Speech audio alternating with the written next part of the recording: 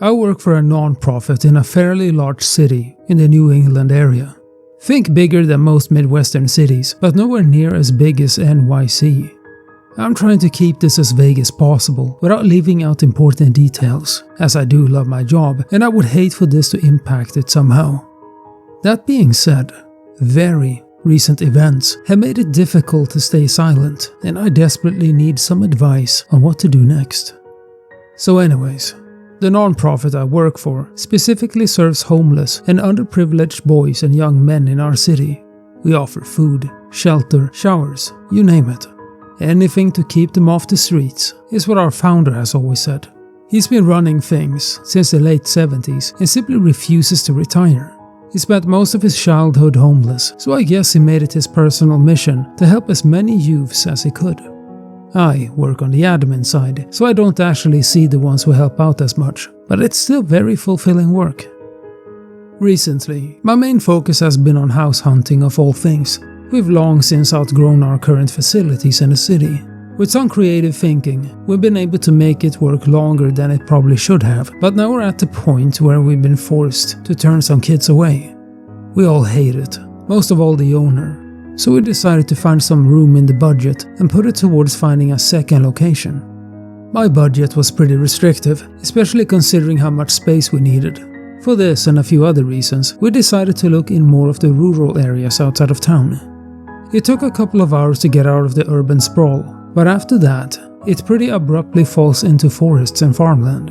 Growing up in the city myself, it honestly feels like driving on an alien planet, but I can't deny how peaceful it is. After a few months with absolutely zero listings in our price range, I finally found one that we could afford, and that wasn't too far away. It was a big ranch-style house on a few acres all to itself. It even had a barn that we could probably repurpose into additional lodging at some point. The price seemed almost too good to be true, but the house did need some serious work just looking at the pictures, and I was sure even more would be found during an inspection.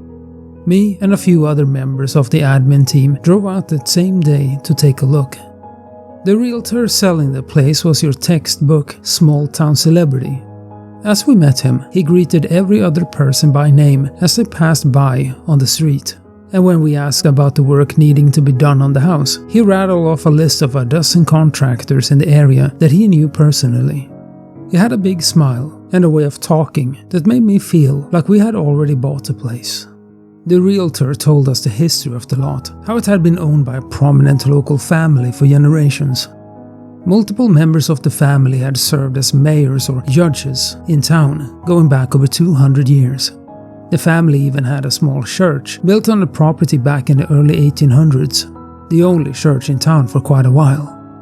Unfortunately, it had been demolished back in the 1930s.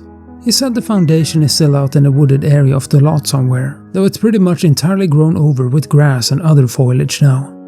I asked why the family had decided to sell the place after so long, and he told us how the only remaining descendants had passed away recently with no apparent heirs, and they willed it and everything else they had to the town. There was some push from the locals to turn it into a museum, but the city council didn't figure they really had a tourism draw to keep such a thing going. The realtor said he was surprised to hear back on the listing so quickly since everyone seems to be moving to the city, not so much the other way around. We asked a few more questions and pretended to take the night to mull it over, but we were already sold. Even after the inspections and all the estimates, it still came in just under budget. It needed a lot of work for sure, but it had that rustic charm, or maybe the realtor was just really good at selling things. The other admins were already drawing up plans of how everything would be situated and the best ways to utilize the space. We called them back first thing in the morning. We closed on it just over a month ago. Since then, I've mainly been in charge of going out there and meeting with and checking on contractors as we get the place fixed up. The goal is to have it ready before the holiday season, as that always tends to be a busy time of the year for us. Things have been progressing smoothly aside from a few hiccups here and there. I normally go up every few days. Last weekend, I drove up as usual on Friday to take a look. We have electrical and plumbing fully finished now, and after some work on the north-facing wall that was just completed, it was mostly rotted out. The home is now officially inhabitable. It still needs new flooring in most of the house, a new AC and furnace, new hot water heater, new light fixtures, etc. But just being able to live in it felt like a pretty significant milestone. I had a pretty busy morning, so I got there a little later than usual this time, and within the hour the workers had packed up and left for the day. I knew if I left then, I would just be sitting in rush hour traffic for hours, so I figured this would be the perfect time to get some updated pictures to send the rest of the team. So I spent the next hour or so walking around and snapping pics of the progress. After I finished up, the sun had started to set, so I decided to head out. That is until I realized that I must have driven over a rogue nail on my way into the driveway. My front left tire was completely flat. Lovely. And of course, that tire was already the spare. That's on me, I guess. But I will say that the work I do doesn't exactly afford me a ton of extra cash each month. For this same reason, I was also hesitant to call somebody out to tow me, who knows how far to the nearest tire shop that was still open. And so I made a decision to test out just how inhabitable the place really was. I had some old blankets in the trunk and an extra phone charger. It would be like camping, I thought, or at least as close as a city boy like me had ever experienced. I called the others at work and let them know, half hoping one of them would offer to drive out and pick me up. No luck. While I still had some light, I walked back down the winding driveway to close the main gate by the road. Then I brought the blankets in from the car and set up a small sleeping area in the living room. All in all, it was comfortable enough. It was a bit drafty and the place creaked and moaned like any old house. I also found the moonlight peeking through the thick forests a little unsettling. The way the trees moved in the wind made my mind play tricks on itself, seeing figures in the tree trunks and movement in the branches. I wish we had curtains I could pull shut to stop the shadows from dancing across the floor around me. I walked around the house to make sure everything was shut up and locked before I crawled into my homemade floor mattress and tried to go to sleep. A few hours later I woke up abruptly. It felt like that telltale sensation of falling that jolts you from a dream, though I didn't remember dreaming anything just prior. It took a minute for me to calm myself back down, and I decided I might as well get some water before I went back to sleep. As I stood up, I glanced out the window and went still. There was light coming out from the woods, not moonlight. Warm, yellow light flickering through the thick bramble of trees. My first thought was some sort of forest fire. My heart dropped as my mind went to the worst case scenario.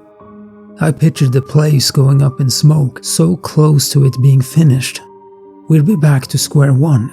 I pulled my shoes on quickly and grabbed my phone as I headed out the back door. I wasn't excited about trudging through the woods in the middle of the night, but I needed to confirm if there was a fire, so I could call someone as soon as possible. Trudging was definitely the right word. I had to lift my knees high to step through the thick underbrush as small branches smacked me in the face and cut into my arms.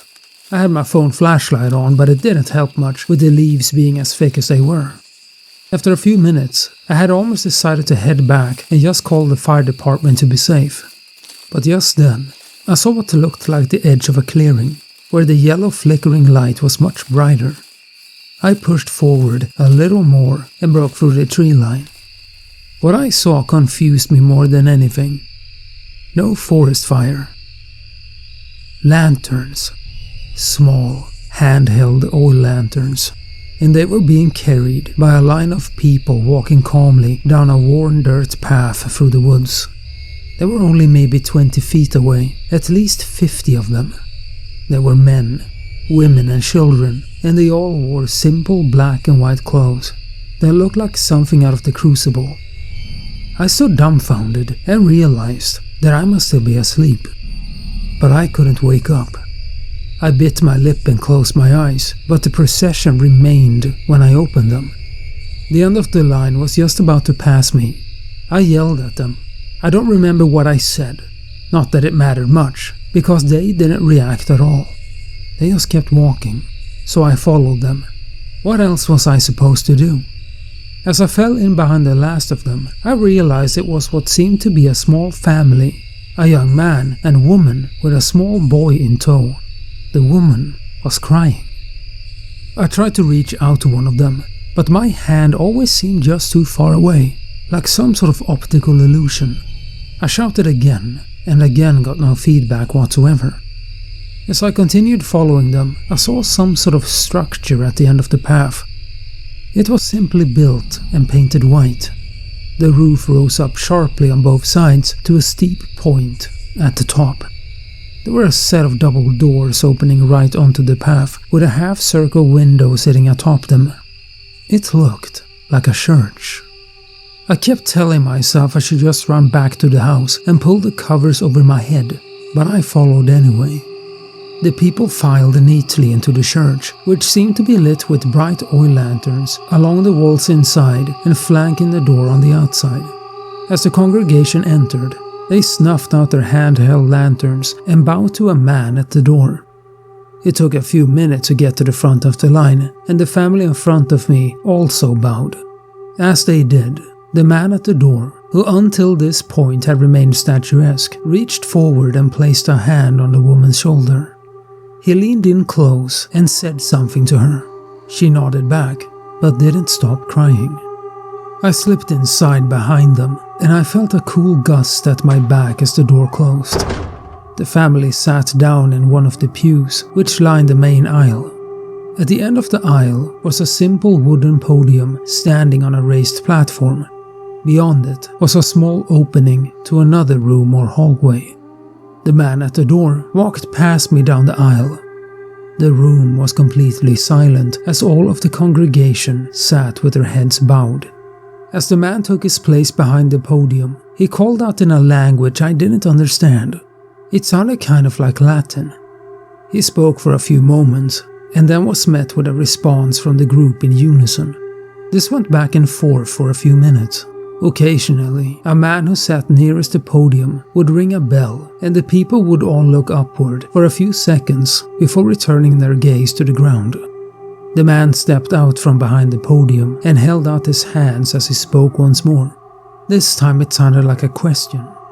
After a silence that seemed just a bit too long, a weak, faltering voice answered from the rear of the room.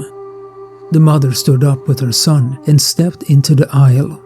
As they did, the father took the son's hand and said something to him before reluctantly letting go. The mother kneeled down and embraced the young boy. She cried openly, but no one else moved or reacted at all. The boy himself looked unfazed. He wrenched himself from her grasp and started walking down the aisle. The woman collapsed on the floor, and only then did her husband move to help her back into the pew. The man at the podium smiled as the boy approached him, and all of the people in the church bowed and repeated something under their breath as he walked past our row. The man at the podium took the boy's hand and led him through the opening at the back. For a few minutes, no one moved or spoke. It felt like an eternity, finally broken only by the ringing of the bell once more, though this time it echoed from far away. In unison, everyone in the church stood again and began filing into the same opening. The tension wrapped tightly around my chest. I began running through the crowd towards the back of the church. As I passed by the people, it seemed as though I partially moved through them somehow, and my whole body shivered. I reached the open doorway and found only a small room, not much bigger than a closet. But set into the ground was a large wooden hatch held open with a metal hook on the wall. Carved stone steps led down into an inky abyss. I remember thinking in that moment, if I go down there, I may never be the same. But I went down anyway, like a moth to a campfire. The steps led down deeper than I thought, and they ended in a large stone room. Some of the congregation was already here. They knelt on the cold, hard floor with their hands flat on the ground in front of them. As more entered, they assumed the same position. Beyond them, the only light in the room came from a small candelabra. It sat on a wide stone altar. The boy lay on the altar with his eyes closed and his arms crossed over his chest. The man from the podium stood behind him and chanted something as he held a small metal pitcher above his head. On the wall behind them was a taxidermied bullhead with great big horns. Only the bottom of it was lit by the candles, and even glancing at it made me feel an overwhelming sense of dread. I looked away, just in time to see the last of the group entering and kneeling down. It was the mother and father. They both moved as if partially comatose, almost trance-like. The man at the altar spoke once more. This time, there were no responses from the group. Every few sentences, he would stop and pour something from the pitcher onto the child in front of him. It looked clear, but it was thicker than water. The boy didn't react, even as the man poured the liquid over his face. After this repeated a handful of times, he upended the pitcher entirely and emptied it. He then turned from the boy and faced the bullhead mounted on the wall. He spoke once more, again sounding like a question, before he joined everyone else in kneeling on the ground with his hands forward. In a moment, all the air in the room seemed to evaporate. I couldn't breathe, and it sounded as if I was in a vacuum. My heart seemed to beat irregularly, and I nearly fell to the ground. And then I heard it, or I felt it, or I sensed it. I don't know. Something in the silence, a more intense pressure, like something pushing on my eardrums and my eyes at the same time. I tried to gasp as I felt my lungs flatten in my chest. I saw some of the people on the floor start to react similarly. And at the height of everything, I saw the candelabra tip over on its own and fall onto the altar. All at once, a cacophony of sight and sound erupted in the small room. The boy's body erupted in flames. People screamed, some in terror, though most in some sick sense of euphoria. The flames licked up onto the ceiling and spread along it, bathing the whole room in radiant heat. The boy's body convulsed and flailed. The man at the altar laughed as he danced around with glee, and the flames parted just enough to see the bull's head on the wall, fully illuminated in a dark red hue. For a split second, I swear I saw it move. My senses caught up to me, and I ran from the room faster than I've ever moved before. I flew up the stairs, taking 2 or 3 with each stride. The screaming and laughing did not die down behind me. As I reached the top of the steps, I was relieved to find the hatch still open, and even more relieved to see the front door to the church once again open at the far end of the aisle. I continued running, nearly tripping and falling around the podium in my mad scramble. I never looked back, even as I found myself once again on the dirt pathway. I just kept running, even when I no longer knew where I was or where I was going. The path eventually ended, and I found myself back in a thick mess of trees. They cut into me even sharper than before as I pushed through frantically. By some miracle, I happened to spy the house again through the leaves. I ran inside and locked the door. I crawled into my blankets and stayed there unmoving for some length of time. After a while, I worked up the courage to glance out the window again for just a second. No light in the woods, nothing to see. I retreated to my safe space again. I didn't move until I saw sunlight through the threads of the sheets. That's where I am now, sitting on the floor in this empty house, wrapped in tattered old blankets. If I had fallen back asleep afterwards, I would have written it off as a nightmare. But I have the fresh cuts on my arms and legs and still wet mud on my shoes to prove otherwise. I don't know how, but it was all real, more real than anything I've ever experienced. I don't know what to do. Should I call the police? I want to tell the others at work, but I know they'll just think I've lost it. Part of me thinks I should go back out and see if anything is still there, get some pictures or something. But the thought of going back there makes me sick. There's something in the woods, and I think it's been there a long time.